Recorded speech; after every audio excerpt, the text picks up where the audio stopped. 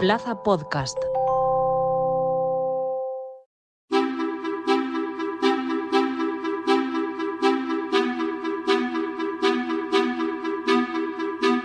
El miedo a volar, conocido como aerofobia, afecta a millones de personas en todo el mundo, impidiéndoles disfrutar de una experiencia que para muchos es una rutina. Esta fobia puede manifestarse de diversas formas, desde ansiedad leve hasta ataques de pánico, y puede ser desencadenada por diversos factores como el temor a la altitud, la claustrofobia o la preocupación por la seguridad.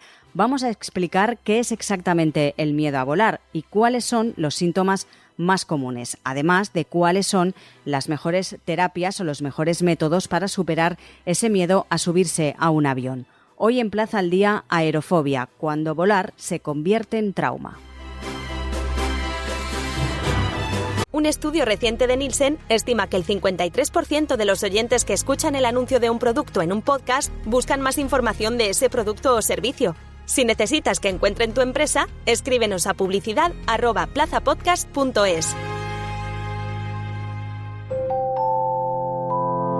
Plaza Podcast.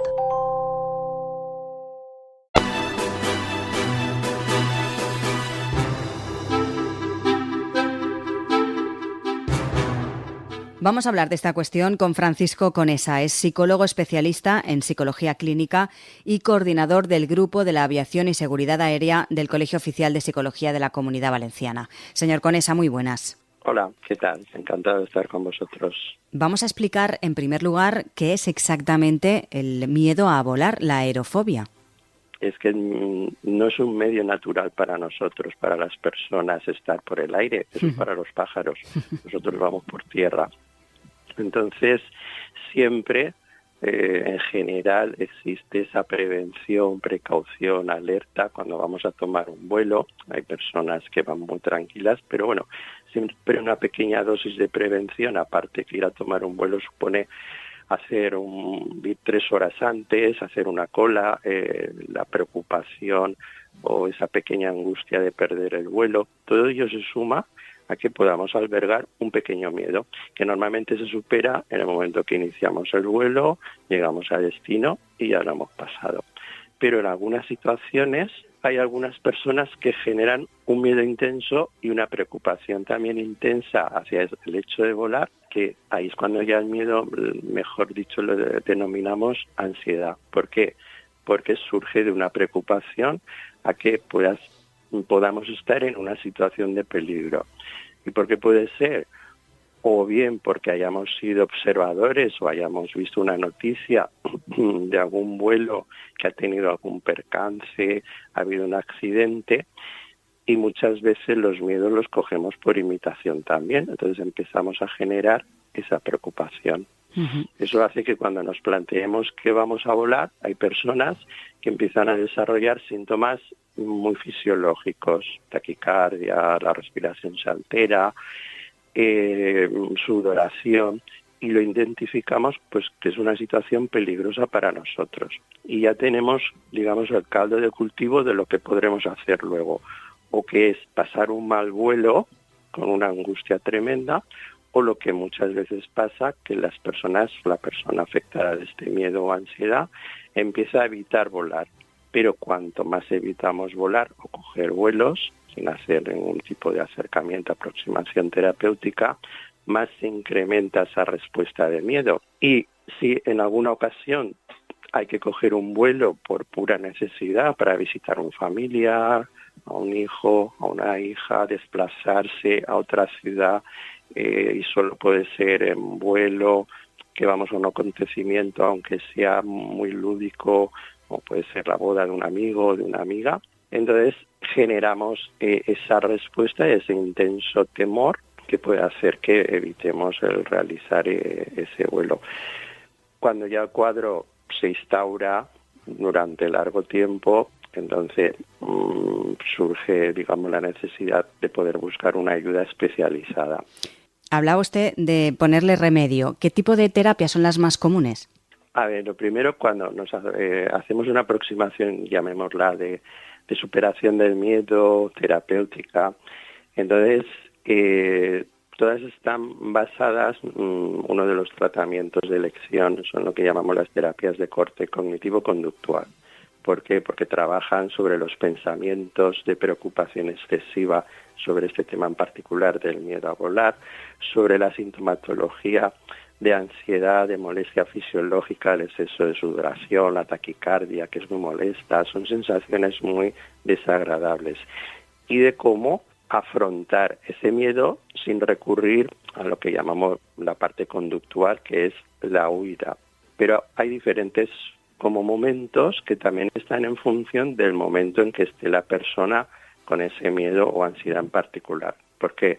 Porque a veces el conocer cómo vuela un avión aligera mucho la preocupación. Una de las primeras aproximaciones que lo hacen algunas empresas, incluso aeronáuticas, alguna compañía de vuelo, profesionales del sector aéreo junto con psicólogos, es hacer unas sesiones previas de conocer cómo vuela un avión. Porque es importante conocer, porque cuanto más conocemos sobre un tema, nos da una seguridad, y esa preocupación que podemos tener almacenada de que el avión se va a caer sí o sí, pues se va mitigando. Entonces, ese primer paso, que muchas veces se hace porque la persona, lógicamente, si no eres especialista en vuelo, piloto, mecánico o cualquier profesional del sector aéreo, no lo sabes, hace que la propia persona diga, piense, bueno, el avión es que no se cae, los aviones están fabricados para volar, los pilotos vuelan los aviones. Entonces se añaden pensamientos un poco, digamos, para reducir, para ver, no ir al pensamiento catastrofista, puede estrellarse seguro este avión, hace mal tiempo, seguro que vamos a tener un mal vuelo, cuando en aviación todo está muy controlado. De solo pensar este fin de semana, por ejemplo, el último fin de semana, no sé, los accidentes de tráfico que habrá habido junto con el número de víctimas, pero todas las semanas hay víctimas en accidentes de tráfico y seguimos cogiendo el coche. Pero accidentes de aviación no hay todas las semanas, pero cuando los hay, evidentemente son muy alarmantes, afecta a un número importante de personas y redundan que se pueda tener ese exceso de preocupación.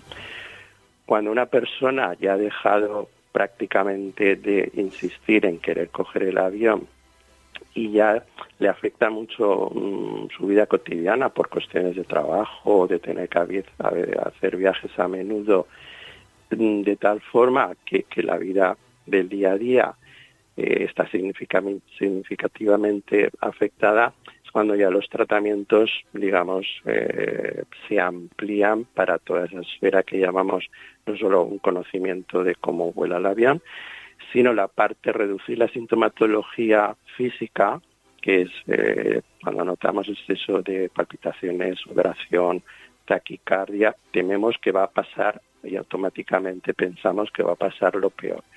Reducir la ansiedad sin necesidad de llegar a tomar medicación hace que ya también podamos mejor pensar o controlar esa preocupación de que puede pasar algo catastrófico.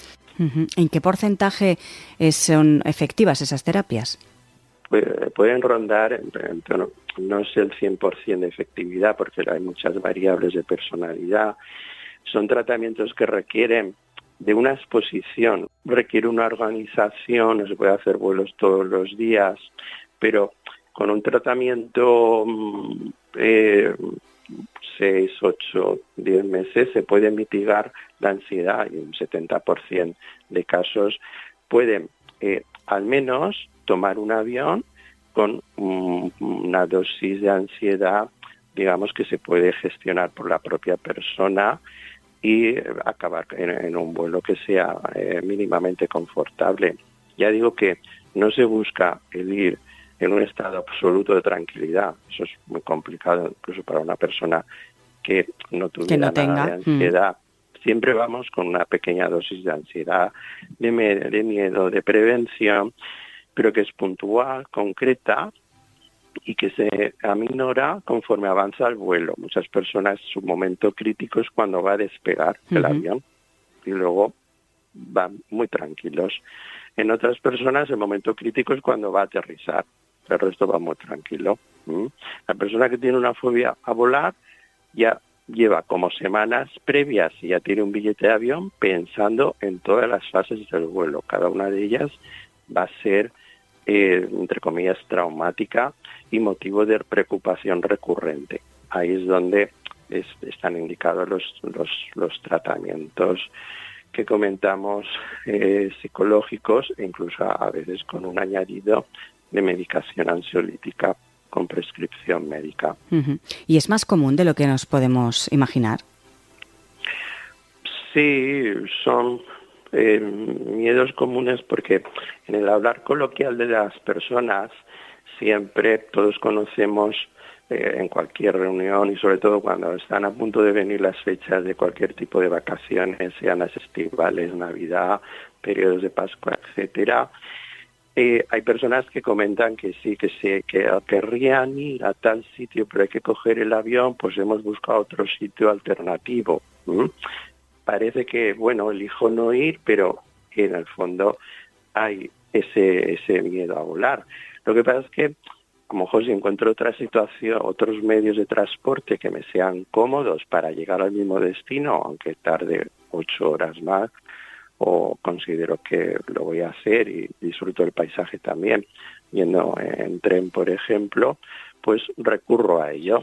Pero en las conversaciones habituales que tenemos entre amigos, personas conocidas y familiares, siempre hay alguna persona que no es un miedo excesivo, pero lo evita.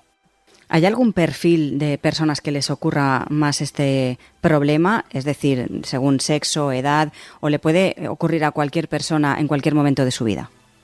Prácticamente le puede ocurrir a cualquier persona. Así que como todos nacemos con una cierta predisposición hacia el tema de, digamos, la preocupación, la ansiedad, sabemos que hay personas de ese temperamento con más predisposición a una respuesta de ansiedad ante las situaciones cotidianas de la vida, pero no quiere decir que esto en todos los casos pueda dar lugar a personas que cogen vuelos que desarrollen ese miedo a volar. Porque a lo mejor en sí muchas personas, una gran medida de personas que acuden a consulta por miedo a volar, previamente han pasado por algún suceso donde no es que ha estado en peligro su vida, pero lo han considerado o lo han percibido muy amenazante para su seguridad personal. Es decir, hace poco, lo más reciente que tenemos, fueron unas turbulencias extremas que obligaron a un avión a desviarse de su ruta y aterrizar, ¿vale? Claro, es una condición extrema meteorológica. Las turbulencias están estudiadas y hay procedimientos que conocen todos los pilotos al pie de la letra para cómo afrontar una turbulencia, y todos hemos pasado por alguna, sabemos los botes, pero esta tan extrema puede haber dado lugar a que personas, o bien que vivieron ese momento, o bien que lo han visto referido en los medios de comunicación, cojan un miedo por no enfrentarse, por el temor a enfrentarse a que el tiempo meteorológico se vuelva adverso y se genere ese tipo de turbulencia. A veces las vivencias o que hemos tenido nosotros o que hemos visto en otras personas también lo que influye en adquirir este miedo. Uh-huh. Por último, para aquellas personas que precisamente tengan ese miedo a volar, ¿qué consejos daría básicos para intentar superar ese trance? El principal básico es que si una persona tiene previsto, quiere ir a hacer un viaje y va a coger un avión necesariamente, entonces no dejarlo para el último momento o ya llegará. Lo que hacemos mucho, ya me preocuparé mañana, ya cuando llegue me preocupo. Eso suele ser una respuesta habitual que tenemos todos. En estos casos no. Aquí la anticipación, el poder poner unas medidas en el plano de la anticipación para ver cuál puede ser una respuesta más adecuada a ese miedo bajo el asesoramiento o el tratamiento con un profesional y con unos meses de antelación, hace que uno enfrente mejor las condiciones de vuelo con más seguridad, con menos ansiedad y con, de alguna forma, pues controlar la preocupación. Si a fecha de hoy, digamos, una persona ha ido retrasando un poco el que va a volar, intentar no preocuparse hasta que llega el momento, lo más fácil es que acuda a su vuelo con un exceso de ansiedad. Cuando se llega en ese momento, en sí, lo que habría que hacer, que ya va a salir tu vuelo, hay que procurar, primero, no tener pensamientos catastrofistas. Es decir, tenemos información que nos explica cómo son los vuelos, que está al alcance por cualquier red social, etcétera, de cómo funciona un vuelo, las fases del vuelo, cómo vamos a empezar el vuelo, cómo vamos a llegar, cómo está todo controlado. Y eso, como comentaba antes, puede confrontar el exceso de preocupación tipo catastrofista. El vuelo siempre es seguro y todo en los vuelos está controlado, desde cuántas personas suben, lo que hay que hacer en cada momento, si hay una corriente de aire, si no, si está nublado, etcétera. La meteorología es lo que mejor controlan los pilotos, aparte de volar el tiempo que va a ser en punto de partida y en punto de destino, para asegurar, valga la redundancia, la seguridad de vuelo. Y esa información, entonces,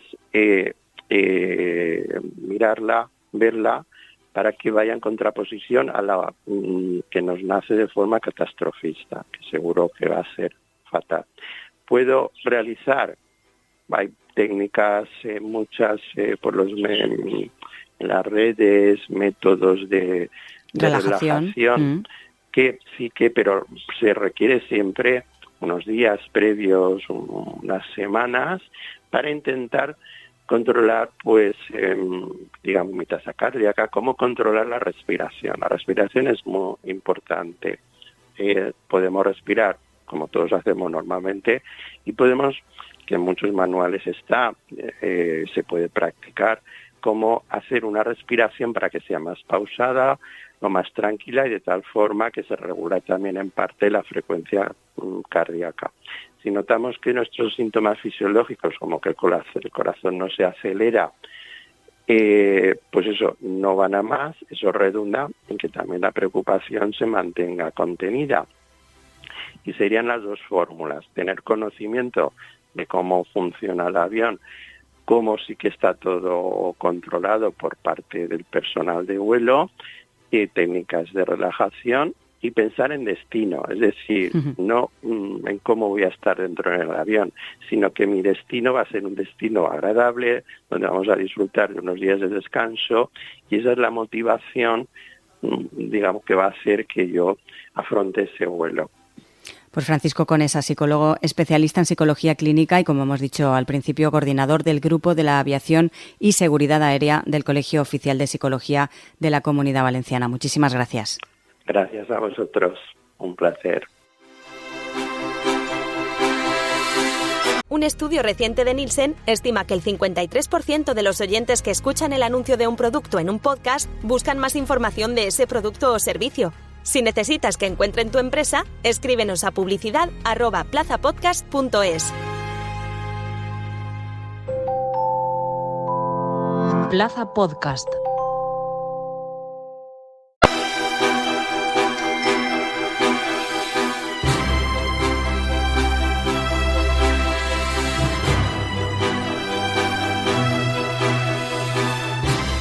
No olviden que pueden acceder a todos los capítulos de Plaza al Día y además a otros contenidos de Plaza Podcast en nuestra web plazapodcast.es. También están disponibles en las diferentes cabeceras del Grupo Plaza y en todas las plataformas de podcast.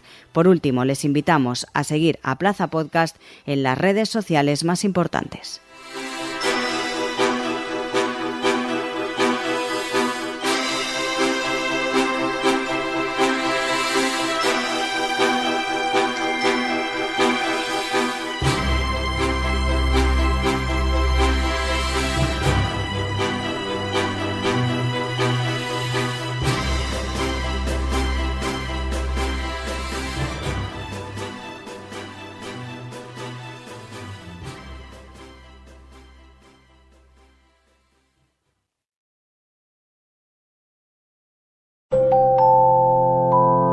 Plaza Podcast.